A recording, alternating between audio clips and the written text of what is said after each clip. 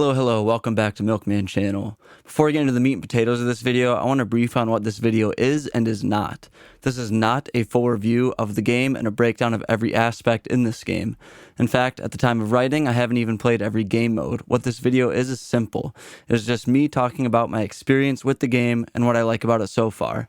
Just some things I like, some things I don't, and some general thoughts about it. Now with that out of the way, let's get into it.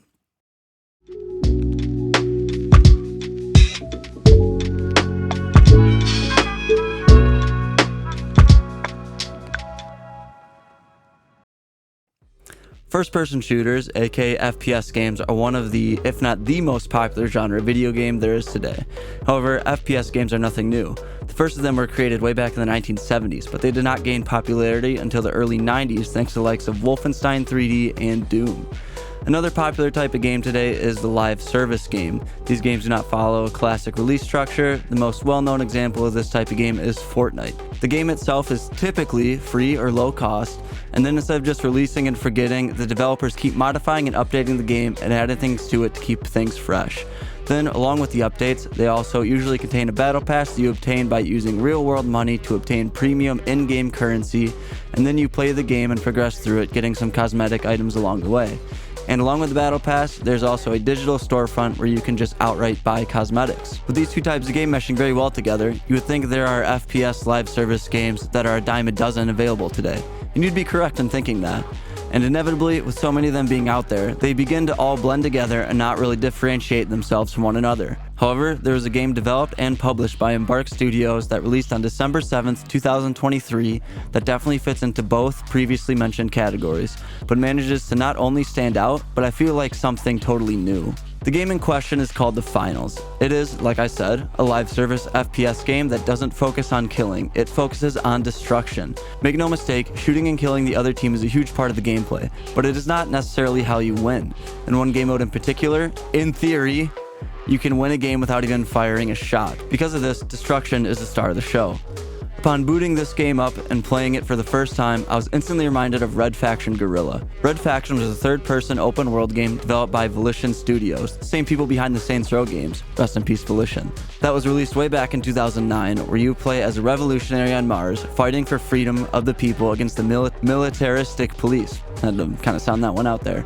Sure, it had a story and combat and stuff, but the main selling point of the game was the destruction mechanics. In Red Faction Guerrilla, if you can see it, odds are you can destroy it. And what made it great was that it was quote-unquote real-time destruction.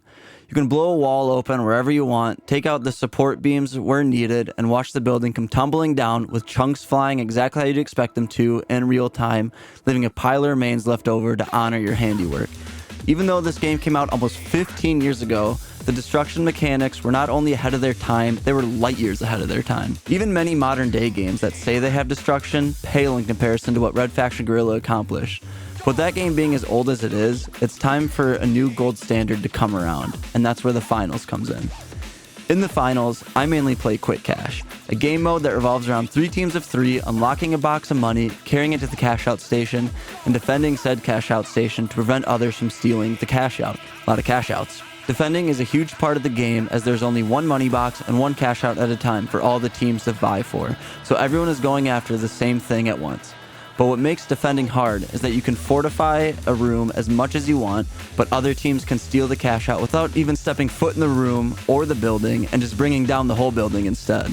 Or go a little smaller and just blasting open a hole under the cash out station and dropping it down to the floor below. Nothing is more satisfying in this game than just taking down a whole ass building, causing the other team to react, and stealing the cash out in their panic. The destruction in this game is not a gimmick. It is a new standard in video game destruction. I am aware of Teardown, and the destruction in that game is impressive, make no mistake, but I am giving the award to the Finals due to the difference in graphics and looking more realistic. But if you are looking for a puzzle game with some top tier destruction, you don't really care about lackluster graphics, definitely recommend Teardown. But there's no question the best part about the Finals, in my opinion, is the destruction. That doesn't mean the rest of the game is a slouch. The shooting in this game is different. This definitely takes some getting used to, but you do get the hang of it. It reminds me of Battlefield and Far Cry in the sense that the recoil isn't super predictable, which can make hitting your target quite hard, but once you find a gun you like, it is definitely manageable. I'm also glad they went with game modes that aren't solely focused around killing people. I think the destruction mechanics of the game shine a lot more with a game mode that is objective-based rather than kill-based. Especially with one objective at a time, it really lets creativity shine and allows the players to do some creative freedom in the hectic environment that is the finals. And quick cash allows for some truly epic game moments at times. The cash out station is on a timer and allows for people to steal. The times me and my teammates go running in, level the building just to steal the cash out in the nick of time always gets the blood pumping and results in cheers of joy. However, no game is perfect, and the finals is no exception. There are a few things I'd like to bring up at this point. In the game, you play as one of three classes, light, medium, and heavy, each having their own unique set of skills. Light has the least amount of health, but moves the fastest, and the main focus is damage dealing. The medium has more health, moves a little slower, and they are the team medic and support. Then there's the heavy. The heavy is the biggest health bar, but also moves the slowest. They have the most destruction capabilities. If I'm being honest, they're really the only ones with destruction capabilities. They are very good at it, no doubt, but with destruction being such a fun point in the game, I'd like to see the medium and the light get more destruction capabilities. I'm not saying they need to be just as destructive as the heavy, since the heavy has a very specific role and important purpose. But I would like to see just maybe, I don't know, one thing that helps the smaller classes destroy some stuff. There is one piece of kit that I would like to see removed though, and that is the medium's turret. If you so choose, you can swap out the medium's heal gun for a placeable turret. Not only is the turret's health bar far too high, but I also feel like it has no place in this game. In a game that focuses on defending an objective like the finals, a turret might make sense to a lot of people, but to me, I feel like it's kind of the easy way out. I personally feel like defending an objective would be a lot more fun without a turret, and all you had were your personal weapons and quick wits. And lastly is the cash out timer. It takes 2 minutes 10 seconds, so a total of 130 seconds from when a cash out starts to when it ends. It takes 5 seconds of holding the steal button to officially steal it. But if you begin a steal at say second 127, the timer does not stop. So once second 130 hits, the cash out ends and it goes to whoever currently has it, not whoever's currently stealing it. I would just like to see the cash out not end if someone is currently stealing it and time runs out, and have it end the moment a steal is stopped, whether that be through killing whoever's stealing it or the steal ends up being successful, the cash out station rolls too far away from you through destruction, so on and so forth. A couple times now I've gone in for the steal, started it, but the cash out ends before I can finish the steal, simply because the 130 second timer came to a close.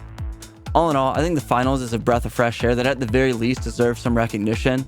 It's so nice to not only see some innovation, but also the innovation executed well.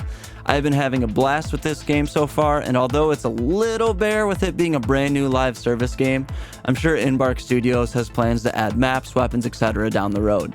Even if the game peters out and dies soon and it doesn't have the longevity I thought it did, Embark deserves some respect for at least taking a step in a new direction and being ballsy enough to try something new. But in the meantime, I'll keep having fun with the finals, and I hope you do too.